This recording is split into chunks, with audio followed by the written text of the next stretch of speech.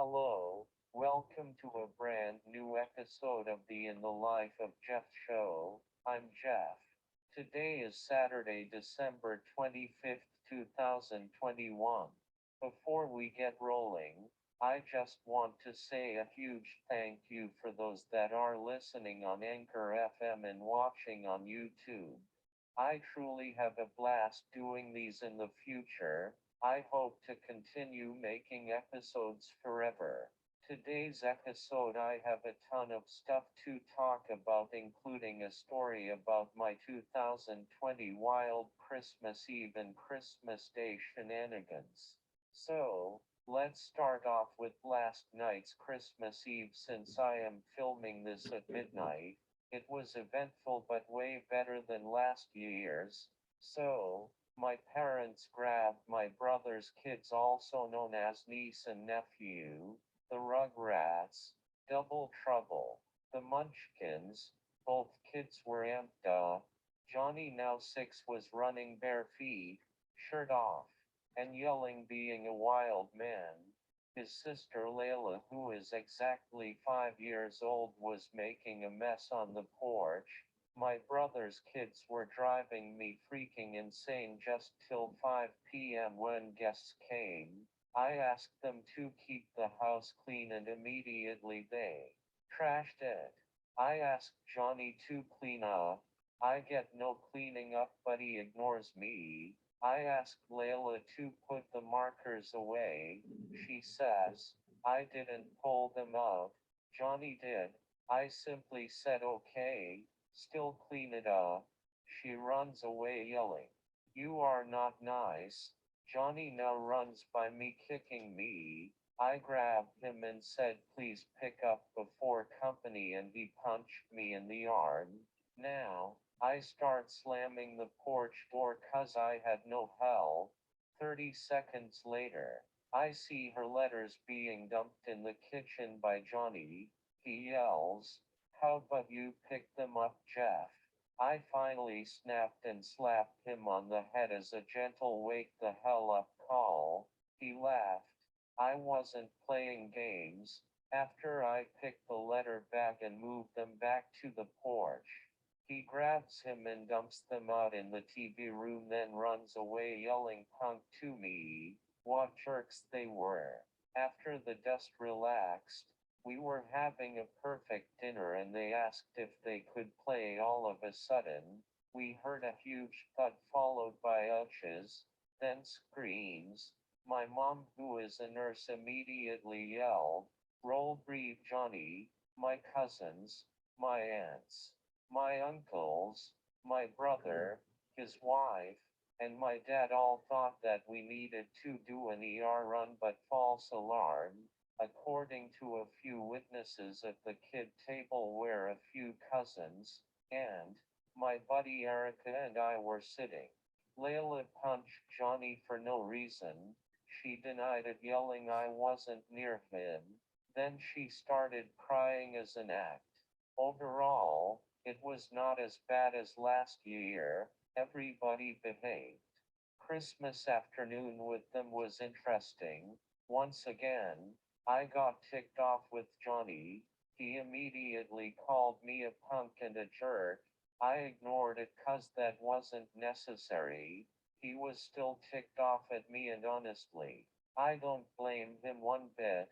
If you are going to be a brat and a punk at age 6, you clearly deserve a time up, which I offered a few times. But no, you continued to not listen. You continued to wreck the clean house when Mimi and I said that Sonia was here cleaning it all day. You continued to blame your sister. Enough with the excuses and let's start to act like a 7-year-old kid. I don't know if school kids are teaching him to be a bully or what, but IT has to stop in 2022. Yaya was in my lap telling me how sorry she was for not listening. Half of her sorry was fake 'cause she started drama, but we tuned it out. Also, 3 days later, I found my Johnny Ninja shirt that I gave him in my room in my trash bin with a little orange note clearly saying punk. I definitely know it wasn't Layla that wrote it. His handwriting is very interesting. Big P sideways U, three N's and a backwards K. He came wearing it earlier in the day and I was happy. Then all of a sudden before we went on a hike, he was running shirtless saying I can't find my ninja shirt. I quickly handed the shirt to Kate and I told her to check her phone cause I was gonna text her to say, Johnny threw this in my trash with a note saying punk so she would be prepared to chat with him. Since then, I haven't heard anything. To be honest, I am still mad at him. End of Johnny rant.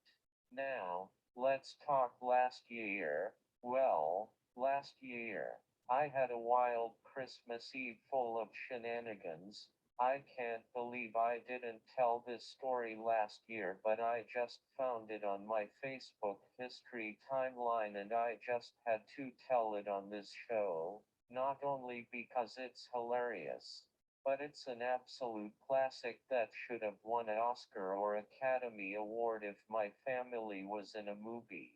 So, my brother came the wife and their kids, niece and nephew also known as the Rugrats, Double Trouble, the Munchkins, they were 4 years old and 5 years old, they were off the wall that night for whatever reason, my brother alerted us a half hour before with, hey Mimi, just for your information, both kids are out of control, both don't have listening ears on tonight, I don't think we should come.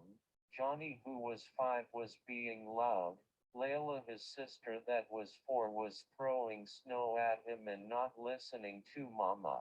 Mimi said, please come, we will jazz them a sap.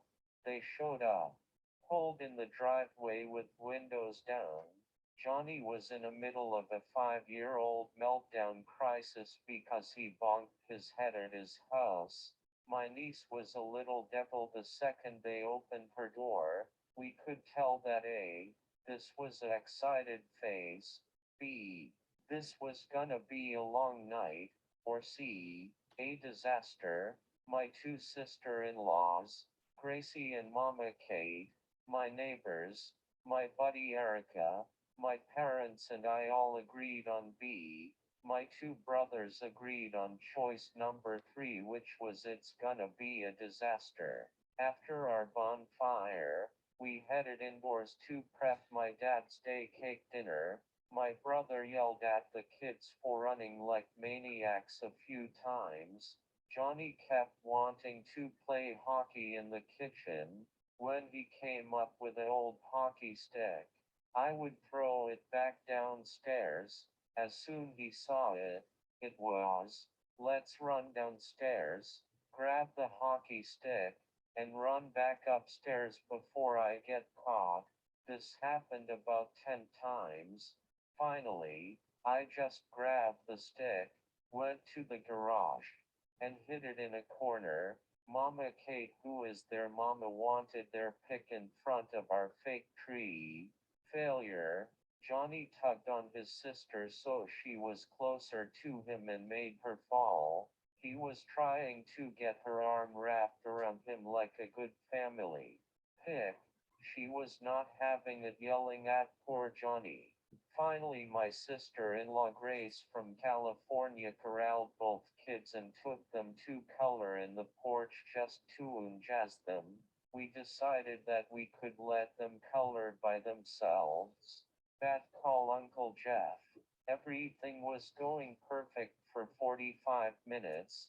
They were talking, giggling, laughing, having a grand old time, behaving like angels. I, also known as Uncle Jeff, went to do a quick supervision check, witness a Layla devil moment. Johnny was on the floor with the back of his noggin facing our chairs. She comes flying from the TV room all pissed at him, screaming, yelling, and hollering JOHNNY took my CAR for no reason and shoved him into the table. We heard him scream in pain 'cause he bonked his head. I'm in the kitchen with the chefs, also known as brothers, sister-in-laws, and my folks. I signaling that she did a you know what to her dada in Morse code. I signaled Layla did a hockey check slash football sack and she needs to be in the penalty box for rough housing. All of a sudden, we see her fly into kitchen from my dad's office, which is the front entryway. She was smiling and giggling. My brother, her dada, grabbed her by the shirt, stopped her, and said, Layla Mary, what did you do to Johnny? She immediately said, Dada, I didn't do it. I promise. I'm a good girl. I'm Layla Mary the Angel. She said the same exact monologue to everybody else too. We all said okay. I also noticed that my dinner name tag disappeared.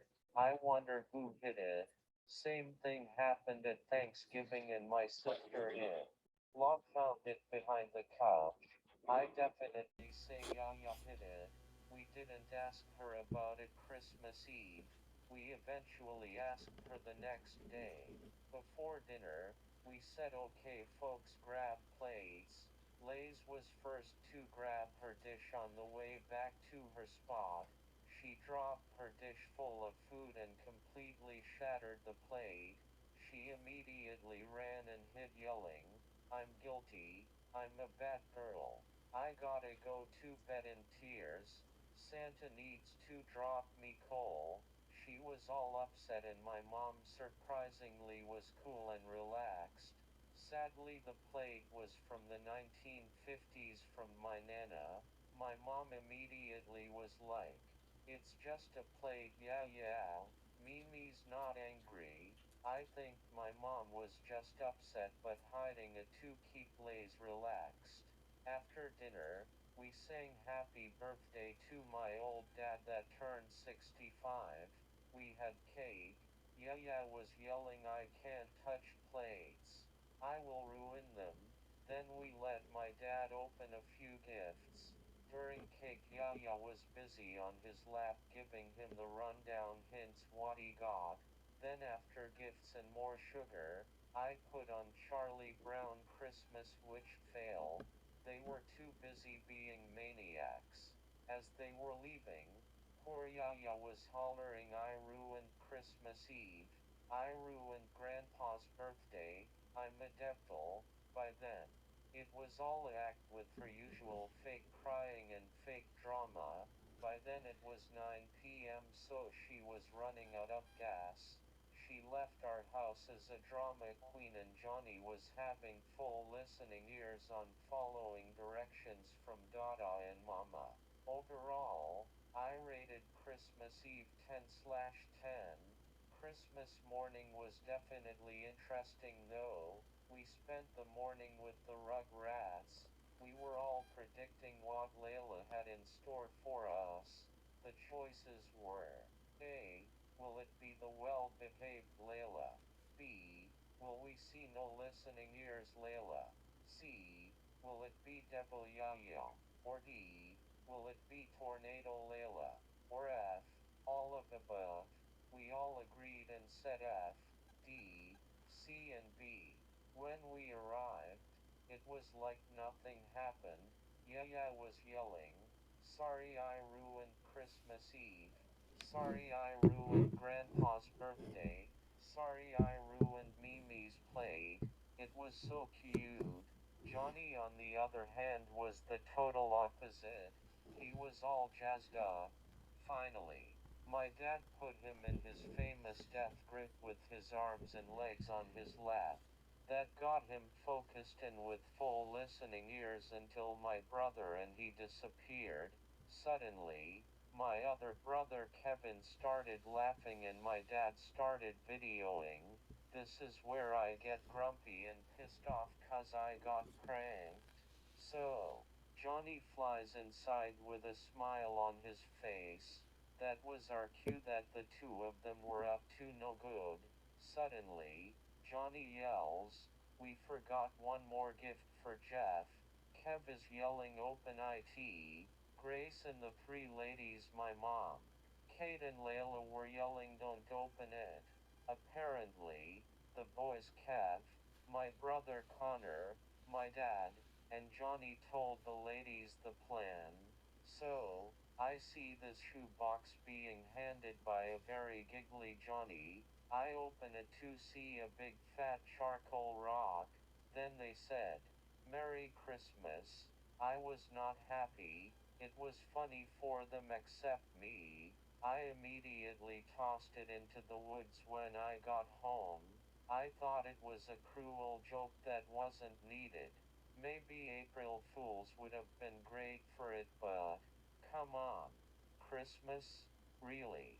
Maybe it was just me, but those type of jokes are just downright cruel. We had a good dinner where the boys behaved. We headed home to a scary and two's mass. We left the pups around 12 noon time to head to my brother's. When we got home at 10:45 p.m., we arrived both dogs, also known as the girly girls, super hyped up. We started seeing shredded paper scattered in my dad's office and the TV room. We noticed that both of the girls ate 5 chocolate bars and cookies plus 5 boxes of THC cannabis gummies. The gummies contained marijuana. Our friend got them for my mom. My poodle mixed was acting fine, but her sister was in rough shape, not doing good. It took us 4 days to get the stuff out of their system, and by the 5th day, Annie was starting to be acting normal. It terrified us. I pulled an all-nighter just to make sure no dead bodies were found by morning. Eventually, all things came back to normal. No scares after New Year's.